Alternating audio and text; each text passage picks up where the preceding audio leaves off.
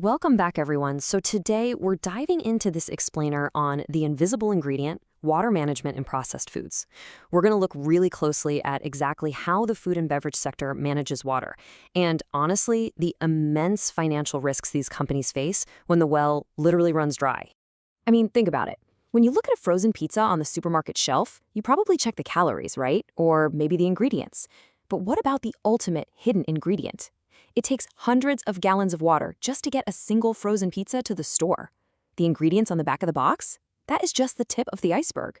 You need water to cook the sauce. It's pumped through these massive refrigeration units to flash freeze the product, and used in huge amounts just to sanitize the factory floor. Without a highly reliable water supply, the entire production line just stops. Okay, let's dive into this number right here. 80%. Just imagine trying to run a massive, highly water-intensive manufacturing plant in a region where 80% of the available water is already claimed by other users. And, this isn't some hypothetical worst-case scenario. It's an everyday reality for a lot of global food companies.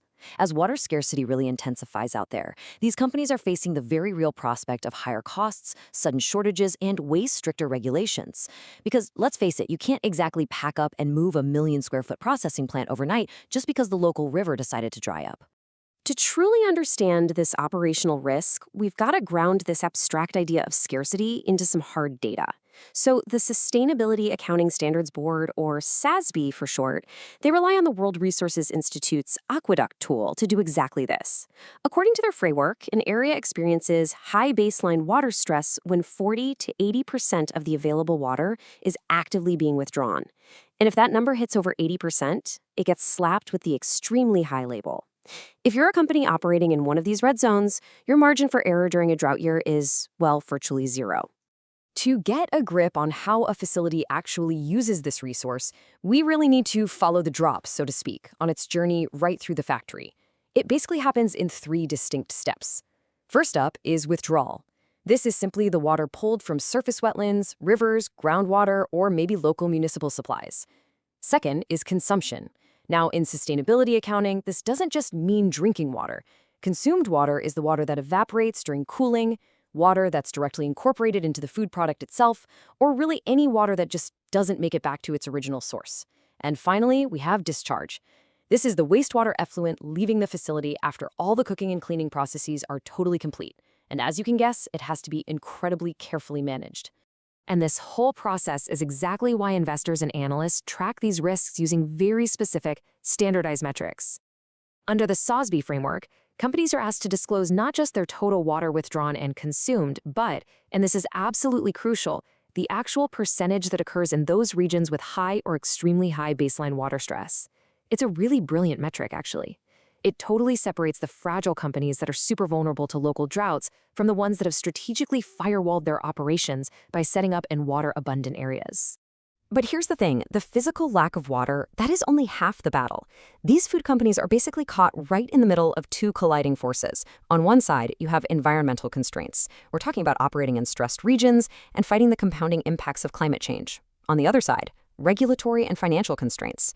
This means intense volatility in water costs, fighting for access against competing municipal users, and scrambling to secure increasingly strict discharge permits. Listen, even if the water is physically there, the pure financial cost to access it and discharge it can absolutely devastate a company's profit margins. Okay, let's translate a couple of these highly technical regulatory terms into some real-world factory scenarios.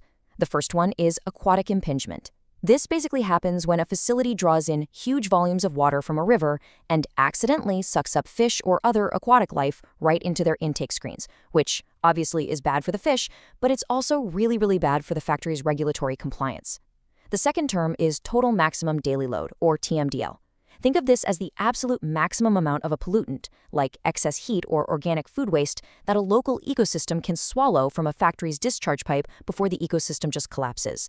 Exceeding these TMDL limits, that is a massive, massive liability. And failing to manage that wastewater discharge correctly, that triggers immediate, very severe consequences.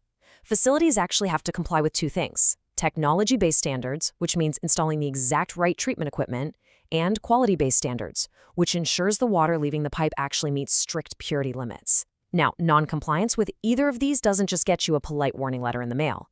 Under SASB metrics, companies have to disclose incidents that result in formal enforcement actions. We are talking massive fines, civil actions, and the very real threat of factories literally being padlocked and losing their operating licenses entirely. No way around it. But here is where it gets even bigger, because water risk definitely does not stop at the factory walls.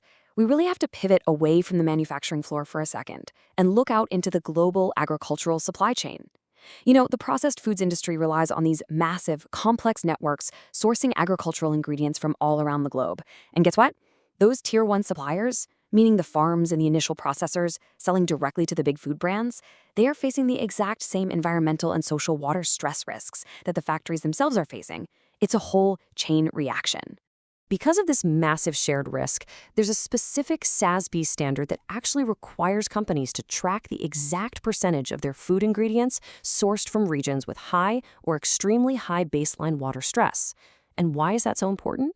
Well, if a processed food brand is buying the vast majority of its wheat, sugar, or tomatoes from farms in heavily drought-stricken areas, their entire supply chain is basically a house of cards.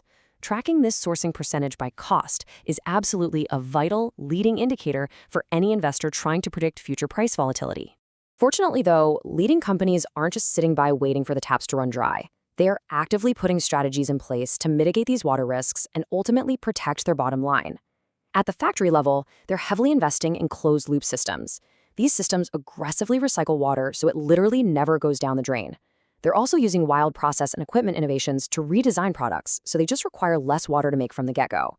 And over on the supply chain side, they're mitigating risk by diversifying their suppliers, basically making sure they don't buy all their priority ingredients from a single water-stressed valley.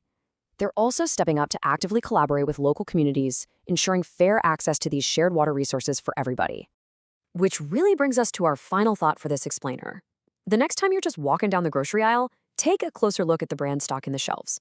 Behind every single box, bag, and can is a remarkably complex, heavily water-dependent global operation. And managing that water footprint, it's not just some nice-to-have environmental PR point anymore. It is a hard, strict financial necessity that ties directly to operational costs, regulatory compliance, and overall supply chain resilience. So the real question is, are the companies making your favorite foods actually prepared for the next global drought, or is their entire operational model about to completely dry up? It's definitely a question every informed consumer, and certainly every focused investor, needs to be asking themselves right now.